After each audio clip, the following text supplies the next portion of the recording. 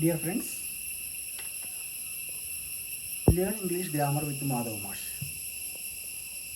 കഴിഞ്ഞ ക്ലാസ്സിൽ ഞാൻ കൺജങ്ഷനെ കുറിച്ച് പറഞ്ഞു. സബോർഡിനേറ്റീവ് കൺജങ്ഷനും കോർഡിനേറ്റീവ് കൺജങ്ഷനും കോറിലേറ്റീവ് കൺജങ്ഷനും. ഇന്നും ഞാൻ കുറച്ച് കൺജങ്ഷനെ കുറിച്ച് പറയുന്നുണ്ട്. വളരെ ശ്രദ്ധിക്കുക. തന്നിരിക്കുന്ന എക്സാമ്പിളുകൾ വീട്ടിലിരുന്ന് നല്ലപോലെ ആവർത്തിച്ച് എഴുതി പഠിക്കുക. എന്നാൽ മാത്രമേ ഇത് പഠിയുള്ളൂ. ഞാൻ ഇപ്പോൾ പറയാൻ പോണ ചില കൺജങ്ഷൻസ് വളരെ ബുദ്ധിമുട്ടുണ്ടാക്കുന്നതാണ്. എക്സാമ്പിളായിട്ട് ഞാൻ പറയണം. With, along with, together with, accompanied by, as well as. Once again, with, along with, together with, accompanied by, as well as തുടങ്ങിയ കൺജങ്ഷൻ കൊണ്ട് രണ്ട് സബ്ജക്റ്റുകളെ ചേർത്ത് വാചകം എഴുതുമ്പോൾ ആദ്യത്തെ സബ്ജക്റ്റിനനുസരിച്ച് വെർബിനെ അഗ്രി ചെയ്യണം. ആദ്യത്തെ സബ്ജക്റ്റിൻ്റെ നമ്പർ, വചനം, പേഴ്സൺ, അത് first person, second person, third person എന്നിവ നോക്കിയിട്ട് വേണം വെർബ് അഗ്രി ചെയ്യേണ്ടത്. ഈ സബ്ജക്റ്റും വെർബും അഗ്രി ചെയ്യുന്ന ആ നിയമത്തെ നമ്മൾ ഇംഗ്ലീഷിൽ ഗ്രാമറിൽ കോൺകോർഡ് എന്നാണ് പറയുക. അപ്പോൾ കോൺകോർഡ് എന്ന് പറഞ്ഞപ്പോൾ എന്താ ഉദ്ദേശിക്കുന്നത്? ഒരു വാചകം എഴുതുമ്പോൾ സബ്ജക്റ്റും വെർബും തമ്മിലുള്ള എഗ്രിമെൻറ്റിനെയാണ് കോൺകോർഡ് എന്ന് പറയുക. പ്രത്യേകിച്ച് ഒരു കൺജങ്ഷൻ ഉപയോഗിച്ച് രണ്ട് സബ്ജക്റ്റുകളെ യോജിപ്പിക്കുമ്പോൾ, യോജിപ്പിക്കുക എന്ന് പറഞ്ഞാൽ ചില അവസരങ്ങളിൽ സിംഗുലറും പ്ലൂരലിനെയും യോജിപ്പിക്കേണ്ടി വരും, പ്ലൂരലിനെയും സിംഗുലറിനെയും യോജിപ്പിക്കേണ്ടി വരും. ഇങ്ങനെ വരുമ്പോൾ രണ്ട് സബ്ജക്റ്റുകൾ, സിംഗുലറോ പ്ലൂറലോ ആയിട്ടുള്ള സബ്ജക്റ്റുകളെ യോജിപ്പിക്കുമ്പോൾ എന്തുകൊണ്ട്? With, along with, together with, accompanied by, as well as തുടങ്ങിയ കൺജങ്ഷൻ കൊണ്ട് രണ്ട് സബ്ജക്റ്റുകൾ യോജിപ്പിക്കുമ്പോൾ ആദ്യത്തെ സബ്ജക്റ്റിൻ്റെ നമ്പർ, ലിംഗം, വചനവും അനുസരിച്ച് വേണം വെർബിനെ എഗ്രി ചെയ്തെടുക്കാൻ, വെർബ് യോജിപ്പിച്ചെടുക്കാൻ. അപ്പോൾ അതിന് ഉദാഹരണങ്ങളാണ് ഞാൻ പറയാൻ പോകുന്നത്.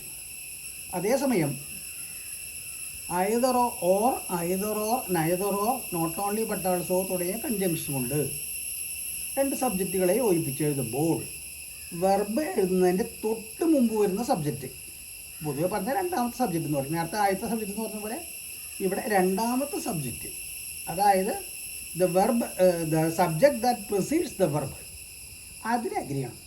വെർബിനെ തൊട്ട് മുമ്പ് വരുന്ന, വെർബ് എവിടെയാണോ വയ്ക്കുന്ന സ്ഥലം അതിൻ്റെ തൊട്ട് മുമ്പ് വരുന്ന സബ്ജക്റ്റ് ഏതാണോ അതിൻ്റെ നമ്പറും വചനവും അനുസരിച്ച് വേണം. ഏകവചനമാണോ ബഹുവചനമാണോ, അത് ഏത് പേഴ്സണാണ്, ഫസ്റ്റ് പേഴ്സണോ സെക്കൻഡ് പേഴ്സണോ തേർഡ് പേഴ്സൺ ആണോ എന്ന് നോക്കിയിട്ട് വേണം നമ്മൾ വെർബിനെ അഗ്രി ചെയ്യാൻ. അപ്പോൾ ഈ രണ്ട് കാര്യങ്ങളാണ് ഞാൻ പറയാൻ പോകുന്നത് ഇന്നും അടുത്ത ക്ലാസ്സുമായിട്ട്.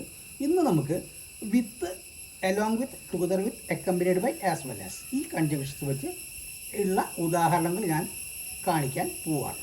അപ്പോൾ നമുക്ക് ബോർഡിലേക്ക് നോക്കാം. ഇതാ, with, together with, along with, accompanied by കൂടെ ഒന്നിച്ചുകൂടെ അതിനൊപ്പം ഫോളോ ചെയ്തുകൊണ്ട്, അക്കമ്പനി ചെയ്തുകൊണ്ട് ഫോളോ ചെയ്തുകൊണ്ട് ഈ കൺജങ്ഷനാണ് നമ്മൾ ഉപയോഗിക്കാൻ പോകുന്നത്.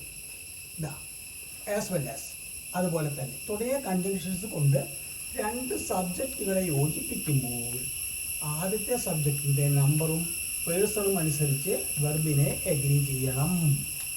ഇതാണ് ഈ നയം. നല്ലപോലെ ഓർമ്മിച്ച് പഠിക്കുക, ഇടയ്ക്കിടയ്ക്ക് ആവർത്തിച്ച് പഠിക്കുക. PSC ടെസ്റ്റൊക്കെ വരുമ്പോൾ വളരെ ആവശ്യം വരും. അതിൻ്റെ എക്സാമ്പിൾ ഞാൻ ഇതാ ഓരോന്നായിട്ട് പറയണം. മൈ സിസ്റ്റർ ഒരു സബ്ജക്റ്റായി, അത് ഏകവചനമാണ്. വിത്ത് ഓൾ ഹെർ പേരൻസ്, വിത്ത് എന്നുകൊണ്ട് conjunction. All her parents, my sister with all her children, എൻ്റെ സഹോദരി കുട്ടികളോടൊത്ത് ഹാസ് റിട്ടേൺഡാവുന്നത്. എന്താ കാരണം? ഇവിടെ ചിൽഡ്രൻ കഴിഞ്ഞിട്ട് നമ്മൾ ഹാസ് വയ്ക്കാൻ പാടില്ലോ, ബഹുവചനല്ലേ. പക്ഷേ ആദ്യത്തെ സബ്ജക്റ്റ് സിസ്റ്ററാണ്, ഏകവചനം. അതനുസരിച്ചാണ് ഇവിടെ ഹാസ് റിട്ടേൺഡ് എന്ന് വെച്ചിട്ടുള്ളത്. ഇവിടെ ഹാവ് റിട്ടേൺ എന്ന് വെച്ചാൽ തെറ്റാണ്. അപ്പോൾ അവരെ വിത്ത് വെച്ചിട്ട് രണ്ട് സബ്ജക്റ്റുകളെ യോജിപ്പിക്കുന്നു, ഏകവചനവും ബഹുവചനവും.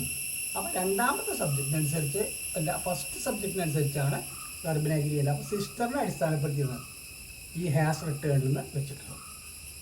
അടുത്ത example, the children along with അല്ലെങ്കിൽ together with their father have left. The children, ആദ്യത്തെ സബ്ജക്റ്റ് ചിൽഡ്രൻ, അലോങ് വിത്ത് ആവാം, ടുഗദർ വിത്ത് ആവാം, അക്കമ്പനീഡ് ബൈ ആയാലും മതി.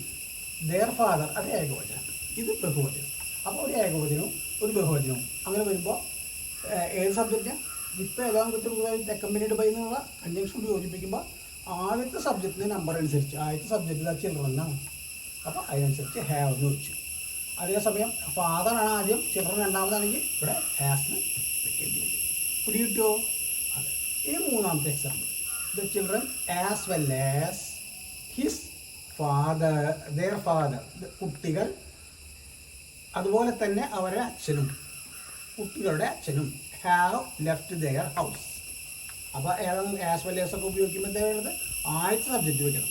ഇതാ the children as well as there father, ഇവരുടെ കുട്ടികളും അവരുടെ അച്ഛനും ഹാവ് ലെഫ്റ്റ് ആദ്യത്തെ സബ്ജക്റ്റ് ബഹുവചനം ആയതുകൊണ്ട് ഇവിടെ ഹാവ്.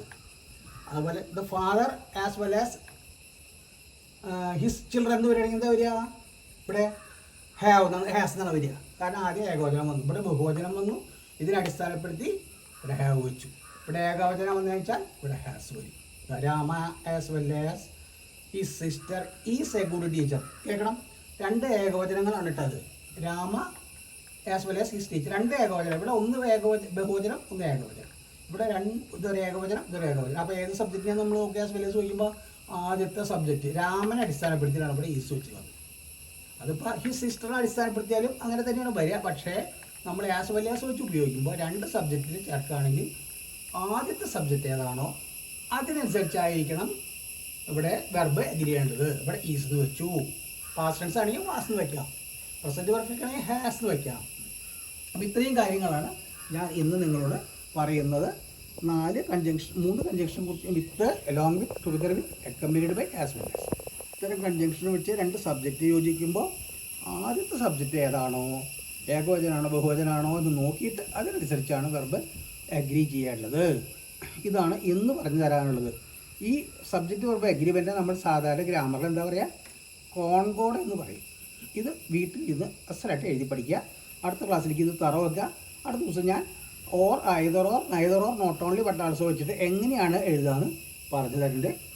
എൻ്റെ ക്ലാസ് കേട്ട നിങ്ങൾക്ക് എല്ലാവർക്കും നന്ദി, നമസ്കാരം.